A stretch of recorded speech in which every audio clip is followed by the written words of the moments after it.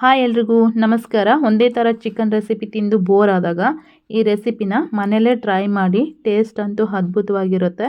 ಈ ರೆಸಿಪಿ ಮಾಡೋದಕ್ಕೆ ನಾನಿಲ್ಲಿ ಯಾವುದೇ ರೆಡಿ ಪೌಡರನ್ನು ಯೂಸ್ ಮಾಡಿಲ್ಲ. ಮನೇಲೇ ಇರ್ತಕ್ಕಂಥ ಕೆಲವೊಂದು ಇಂಗ್ರೀಡಿಯೆಂಟ್ಸ್ನ ಬಳಸ್ಕೊಂಡು ಮಾಡಿರೋದು. ಹಾಗಾದರೆ ಈ ರೆಸಿಪಿ ಮಾಡೋದು ಹೇಗೆ ಅಂತಂದೇಳಿ ಒಂದು ಸಲ ನೋಡ್ಕೊಂಬಂದ್ಬಿಡೋಣ. ಮೊದಲನೇದಾಗಿ ನಾನಿಲ್ಲಿ ಸ್ವಲ್ಪ ಶುಂಠಿನ ತೊಗೊಂಡಿದ್ದೀನಿ. ಹಾಗೆಯೇ ಸ್ವಲ್ಪ ಬೆಳ್ಳುಳ್ಳಿ, ಒಂದು ಇಡಿಯಷ್ಟು ಕೊತ್ತಂಬರಿನ ತೊಗೊಂಡಿದ್ದೀನಿ. ನೆಕ್ಸ್ಟ್ ಆಮೇಲೆ ಒಂದು 7ರಿಂದ 8 ಹಸಿಮೆಣ್ಸಿನ್ಕಾಯಿನ ಹಾಕ್ಕೊಂಡಿದ್ದೀನಿ. ಇದನ್ನೆಲ್ಲ ಸ್ಮೂತಾಗಿ ಪೇಸ್ಟ್ ಮಾಡ್ಕೊಂಬಂದ್ಬಿಡೋಣ. ಇಲ್ಲಿ ನಾನು ಒಂದು ಅರ್ಧ kg ಚಿಕನನ್ನು ಈ ರೀತಿ ವಾಶ್ ಮಾಡ್ಕೊಂಬಿಟ್ಟು ಒಂದು ಬೌಲಲ್ಲಿ ಹಾಕ್ಕೊಂಡಿದ್ದೀನಿ. ಅದು ಪೇಸ್ಟ್ ರೆಡಿಯಾಗಿತ್ತಲ್ಲ, ಅದನ್ನು ಸಮೇತ ಇದಕ್ಕೆ ಸೇರಿಸ್ಕೊತಾ ಇದ್ದೀನಿ ನೋಡಿ. ಅದ್ರ ಜೊತೆಗೆ ಸ್ವಲ್ಪ ಮೊಸರು, ನೆಕ್ಸ್ಟ್ ಆಮೇಲೆ ಇದಕ್ಕೇ ಒಂದು ಅರ್ಧ ಸ್ಪೂನಷ್ಟು ಅಚ್ಚ ಖಾರದ ಪುಡಿನ ಸೇರಿಸ್ಕೊತಾ ಇದ್ದೀನಿ. ಖಾರ ನೋಡ್ಕೊಂಬಿಟ್ಟು ಹಾಕ್ಕೊಳ್ಳಿ, ನಿಮಗೆ ಎಷ್ಟು ಬೇಕೋ ಅಷ್ಟು. ಒಂದು ಚಿಟಿಕೆಯಷ್ಟು ಅರಿಶಿನ ಪುಡಿ, ಒಂದು ಅರ್ಧ ಸ್ಪೂನಷ್ಟು ಧನಿಯಾ ಪುಡಿನ ಸೇರಿಸ್ಕೊತಾ ಇದ್ದೀನಿ. ಸ್ವಲ್ಪ ಉಪ್ಪು, ರುಚಿಗೆ ತಕ್ಕಷ್ಟು ಉಪ್ಪನ್ನು ಹಾಕ್ಕೊಂಡಿದ್ದೀನಿ. ಸ್ವಲ್ಪ ಕಸ್ತೂರಿ ಮೇಥಿ, ಹಾಗೆಯೇ ಇದಕ್ಕೇ ಸ್ವಲ್ಪ ನಿಂಬೆ ರಸನ ಸೇರಿಸ್ಕೊತಾ ಇದ್ದೀನಿ. ಇದನ್ನೆಲ್ಲ ಹಾಕಿ ನೀಟಾಗಿ ಕಲಿಸ್ಕೊಂಬಿಟ್ಟು ಒಂದು ಅರ್ಧ ಗಂಟೆ ನಾವು ಈ ಚಿಕನ್ ನೆನೆಯೋದಕ್ಕೆ ಬಿಡಬೇಕು. ಅದರಿಂದ ಉಪ್ಪು ಖಾರ ಎಲ್ಲ ನೀಟಾಗಿ ಹಿಡಿಯುತ್ತೆ ಪೀಸ್ ಬಂದುಬಿಟ್ಟು. ಅದಕ್ಕೋಸ್ಕರ ಈ ರೀತಿ ಎಲ್ಲ ಹಚ್ಕೊಂಡಿದ್ದಾದಮೇಲೆ ಒಂದು ಅರ್ಧ ಗಂಟೆ ನೆನೆಸಿಡ್ತಾ ಇದ್ದೀನಿ ನಾನು. ನೆನೆಸಿಟ್ಟಿದ್ದಾದಮೇಲೆ ನೋಡಿ ಈ ರೀತಿ ಎಲ್ಲ ಆಗಿದೆ. ನೆನೆಸಿ ಸೈಡಿಗೆ ಎತ್ತಿಡ್ತೀನಿ. ಈಗ ಇದಕ್ಕೆ ಒಂದು ಬಾಣಲಿಲಿ ಸ್ವಲ್ಪ ಎಣ್ಣೆ ಹಾಕ್ಕೊಂಬಿಟ್ಟು ಒಂದು ಈರುಳ್ಳಿನ ಕಟ್ ಮಾಡಿ ಈ ರೀತಿ ಹಾಕ್ಕೋತಾ ಇದ್ದೀನಿ ನೋಡಿ.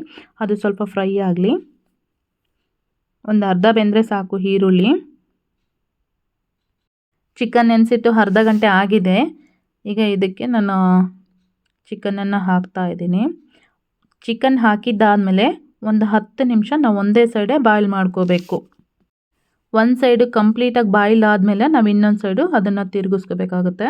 ಈ ರೀತಿ ಹಾಕಿದ್ದಾದಮೇಲೆ ಮಸಾಲೆ ಉಳಿದಿರುತ್ತಲ್ವ, ಅದನ್ನು ಸಮೇತ ಇದ್ರ ಮೇಲೆ ಹಾಕಿಬಿಡಿ. ಅದು ಸಮೇತ ಫ್ರೈ ಆಗಿರುತ್ತಲ್ವ, ಸ್ವಲ್ಪ ರೈಸಿಗೆ ತಿನ್ನೋದಕ್ಕೂ ಸಮೇತ ನಮಗೆ ಹೆಲ್ಪ್ ಆಗುತ್ತೆ. ಎಲ್ಲ ಹಾಕಿದ್ದೀನಿ ನೋಡಿ. ಈಗ ಇದನ್ನು ಒಂದು 10 ನಿಮಿಷ ಈ ರೀತಿ ಮುಚ್ಕೊಂಬಿಟ್ಟು ಒಂದು ಸೈಡ್ ಬೇಯಿಸ್ಕೊಳ್ಳೋಣ. ಆಗಿದೆ ನೋಡಿ, 10 ನಿಮಿಷ ಆಯಿತು. ಈಗ ಇನ್ನೊಂದು ಸೈಡು ಸೇಮ್ ಅದೇ ಥರನೇ ಈ ರೀತಿ ತಿರುಗಿಸ್ಕೊಂಬಿಟ್ಟು ಮತ್ತೆ ಒಂದು 10 ನಿಮಿಷ ನಾವು ಇದನ್ನು ಬೇಯಿಸ್ಕೋಬೇಕು. ಲೋ ಫ್ಲೇಮಲ್ಲೇ ಇಟ್ಟು ಬೇಯಿಸ್ಕೊಳ್ಳಿ. ಹೈ ಫ್ಲೇಮಲ್ಲೆಲ್ಲ ಇಟ್ಟರೆ ಮಸಾಲೆ ಎಲ್ಲ ಸೀದೋಗ್ಬಿಡುತ್ತೆ. ಎಲ್ಲ ತಿರುಗಿಸ್ಕೊಂಡಿದ್ದೀನಲ್ವ, ಈ ರೀತಿ ಫ್ರೈ ಆಗಿದೆ ನೋಡಿ ಒಂದು ಸೈಡು.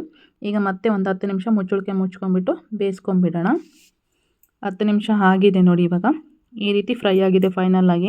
ಯಾರಾದರೂ ಮನೆಗೆ ಗೆಸ್ಟ್ ಬಂದಾಗ ನಾವು ಈ ರೆಸಿಪಿನ ಟ್ರೈ ಮಾಡ್ಬೋದು. ಅವ್ರಿಗೂ ತುಂಬ ಇಷ್ಟ ಆಗುತ್ತೆ. ಈ ವಿಡಿಯೋ ಇಷ್ಟ ಆಗಿದೆ ಅಂದ್ಕೋತೀನಿ. ಈ ವಿಡಿಯೋ ಇಷ್ಟ ಆಗಿದ್ದರೆ ಈ ವಿಡಿಯೋನ ಶೇರ್ ಮಾಡೋದನ್ನು ಮರಿಬೇಡಿ. ನೀವಿನ್ನೂ ನಮ್ಮ ಪೇಜನ್ನು ಫಾಲೋ ಮಾಡ್ತಾ ಇಲ್ಲ ಅಂದರೆ ಈಗಲೇ ಫಾಲೋ ಮಾಡಿ. Thank you.